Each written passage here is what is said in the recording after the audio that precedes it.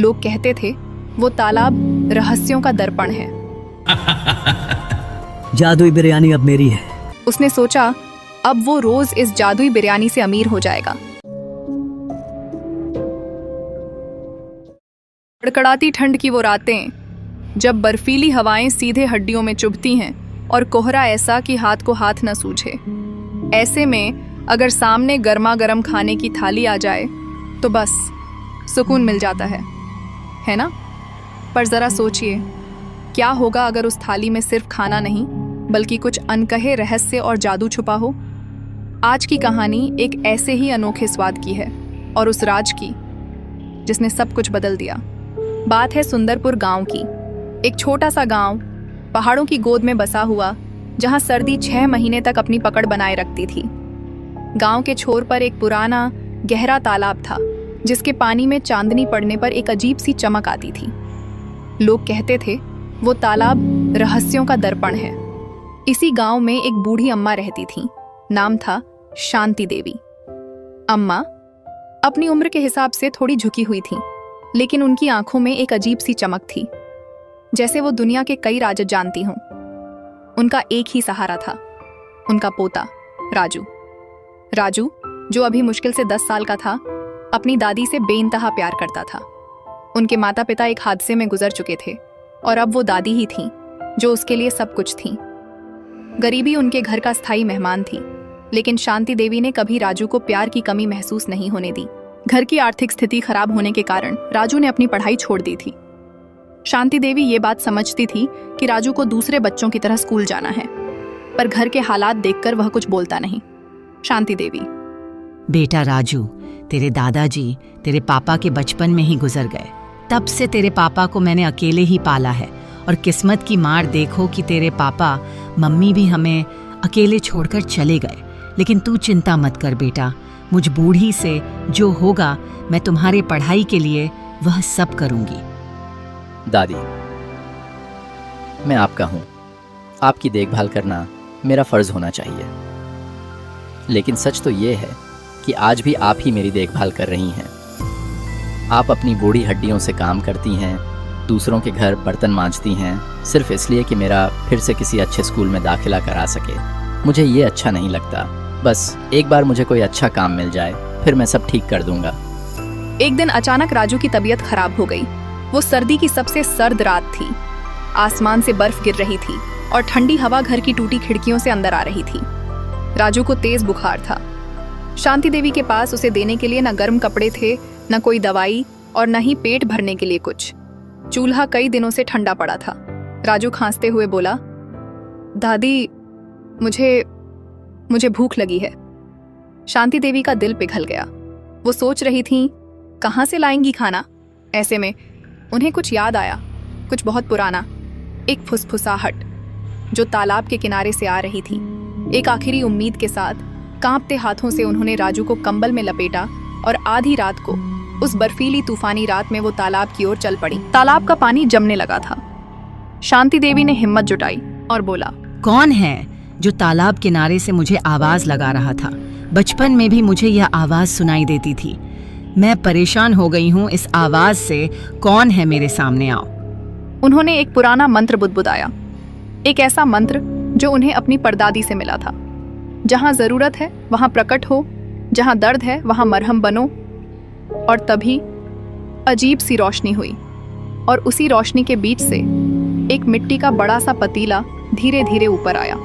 पतीले से गर्मा गर्म भाप निकल रही थी और जैसे ही उन्होंने ढक्कन हटाया, अंदर थी एक सुनहरी खुशबूदार बिरयानी। चावल के दाने मोती जैसे चमक रहे थे और उसमें से ऐसी खुशबू आ रही थी जो उन्होंने अपनी पूरी जिंदगी में कभी महसूस नहीं की थी। ये थी जादुई बिरयानी। शांति देवी ने बिना देर किए उस बिरयानी का एक चम्मच राजू को खिलाया।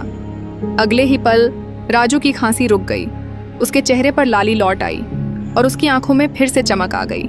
राजू दादी से कहता है कि दादी, ये तो सबसे स्वादिष्ट बिरयानी है। एक ही चम्मच ने राजू को पूरी तरह ठीक कर दिया था।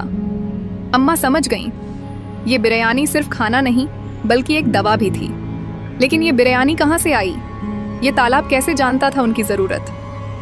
अम्मा के मन में एक नया सवाल उठ खड़ा हुआ था। हर रात जब राजू को भूख लगती या उसकी तबीयत बिगड़ती, अम्मा चुपचाप तालाब पर जाती और जादुई बिरयानी ले आती। लेकिन उन्होंने राजू को इस राज के बारे में कभी नहीं बताया। धीरे धीरे गांव में ये बात फैलने लगी कि शांति देवी के घर में हमेशा गर्मा गर्म खाना होता है, जबकि उनके पास पहले कोई पक्का कमाने का जरिया नहीं था। सर्दी की उस कड़क ठंड में जब लोगों के चूल्हे भी ठंडे पड़ जाते थे, शांति देवी के घर से उठती भाप सबका ध्यान खींचने लगी। कुछ ही दिनों में शांति देवी ने तालाब के किनारे एक छोटी सी दुकान खोल ली। मिट्टी का चूल्हा, एक पुराना तख्त और उसी जादुई बिरयानी की खुशबू। हैरानी की बात यह थी कि दुकान कभी खाली नहीं रहती। जो भी आता पेट भर कर जाता। पैसों की तंगी धीरे धीरे दूर होने लगी। घर में सुकून लौटा। राजू, जो कभी फटे बस्ते के साथ गांव में घूमता था, अब वो रोज स्कूल जाने लगा। उसकी आंखों में फिर से सपने दिखने लगे। गांव वालों को लगा कि आखिरकार शांति देवी की जिंदगी पटरी पर आ गई है। लेकिन जहां तरक्की होती है वहां नजर भी लगती है। गांव के कुछ लोग, खासकर सरपंच का बेटा मोहन, जो लालची और ईर्ष्यालु स्वभाव का था, इस बदलाव को पचा नहीं पा रहा था। बिना कमाई की इतनी बिरयानी रोज? उसके मन में शक का जहर भरने लगा। मोहन ने कई बार अम्मा के घर के आसपास जासूसी की, लेकिन हर बार खाली हाथ लौटा। फिर एक रात, जब ठंड और भी ज्यादा थी और गांव गहरी नींद में डूबा हुआ था, मोहन ने शांति देवी को तालाब की ओर जाते देखा। वो छिपकर उनके पीछे पीछे चल पड़ा। उसने देखा अम्मा ने तालाब के पानी में हाथ डाला, आंखें बंद की और कुछ बुदबुदाने लगीं।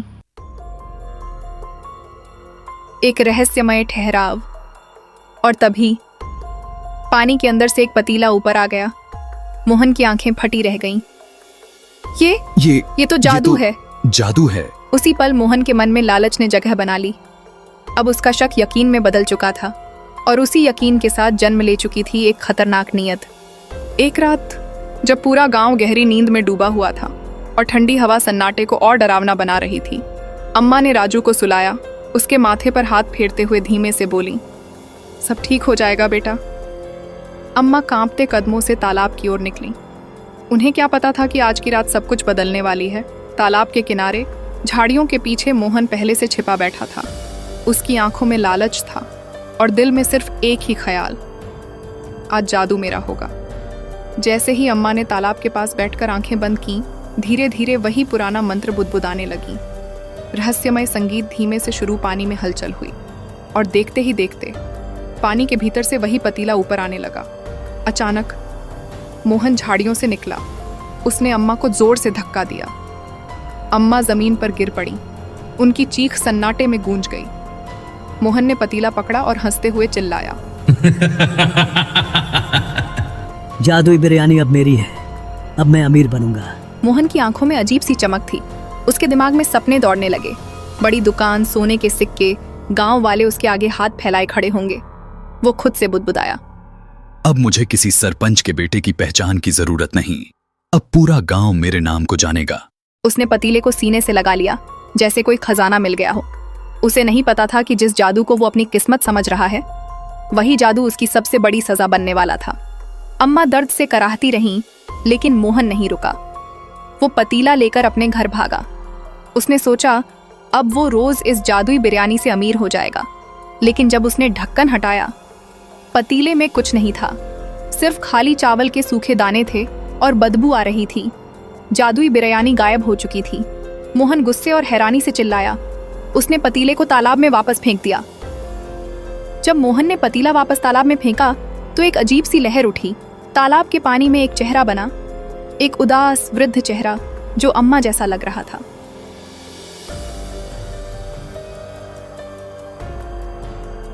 उस रात राजू की तबीयत फिर से बिगड़ने लगी। अम्मा बेबस थीं। उन्होंने कई बार तालाब पर जाकर मंत्र बुदबुदाया, लेकिन पतीला प्रकट नहीं हुआ। जादुई बिरयानी गायब हो चुकी थी। अम्मा समझ गईं, ये जादू सिर्फ जरूरत और निस्वार्थ प्रेम के लिए था, लालच और चोरी के लिए नहीं। उन्हें मोहन पर गुस्सा आया, लेकिन साथ ही दुख भी हुआ कि वो राजू को अब कैसे ठीक करेंगी। अम्मा अब सोच में पड़ गईं। हे भगवान, अभी तो सब ठीक होना शुरू ही हुआ था। अब मैं राजू की पढ़ाई कैसे पूरी कराऊंगी, उसका भविष्य कैसे संवारूंगी, घर का खर्च कैसे चलेगा, चूल्हा कैसे जलेगा। मेरी छोटी सी दुकान ही तो मेरा सहारा थी। अगर वो भी टूट गई तो हम क्या करेंगे। एक दिन मोहन यूं ही चलते चलते बूढ़ी अम्मा के घर की ओर से गुजर रहा था। अचानक उसकी नजर अम्मा के घर के सामने लगी भीड़ पर पड़ी। लोगों के चेहरे पर डर था, चिंता थी। मोहन का दिल जोर जोर से धड़कने लगा। यहाँ इतनी भीड़ क्यों है? यह सोचते हुए वह तेजी से पास गया। जैसे ही उसने लोगों से पूछा, पास ही में खड़े श्यामलाल ने कहा, राजू की तबीयत बहुत खराब है। बेचारे के मम्मी पापा पहले से ही नहीं हैं। अब इसे कुछ हो जाएगा तो अम्मा का देखभाल कौन करेगा? मोहन को अपनी गलती का एहसास हुआ। उसने देखा कि राजू फिर से बीमार पड़ गया है और अम्मा बहुत दुखी हैं। उसके दिल में पश्चाताप की आग जली। वो भागता हुआ अम्मा के पास आया, उनके पैरों में गिर गया और अपनी गलती मानी। मुझे माफ कर दो अम्मा, मैंने लालच में सब कुछ बिगाड़ दिया। अम्मा ने उसे उठाया। मोहन ने फिर तालाब के पास जाकर सच्चे दिल से माफी मांगी। उसने तालाब के पानी में हाथ डाला, लेकिन इस बार उसने कोई मंत्र नहीं बोला, सिर्फ अपने मन में अम्मा और राजू के लिए प्रार्थना की। और तभी पानी में फिर से वही चमक हुई और एक नया गर्मा गर्म बिरयानी का पतीला ऊपर आया। इस बार पतीला पहले से भी ज्यादा खुशबूदार था। जादुई बिरयानी वापस आ गई थी। मोहन ने खुद अम्मा को वो पतीला दिया। अम्मा की आंखों में आंसू थे। उस दिन के बाद मोहन बदल गया। वो अम्मा और राजू की देखभाल करने लगा। जादुई बिरयानी सिर्फ तभी प्रकट होती जब सच्ची जरूरत होती और उसे बांटने का इरादा होता। सुंदरपुर गांव के लोग समझ गए कि प्रकृति के रहस्य तभी काम आते हैं जब हमारे इरादे नेक हों। लालच हमेशा खाली हाथ लौट आता है। और ऐसे ही ठंड में जादुई बिरयानी ने सिर्फ भूख ही नहीं मिटाई, बल्कि दिलों में प्यार और इंसानियत की मिसाल बनी।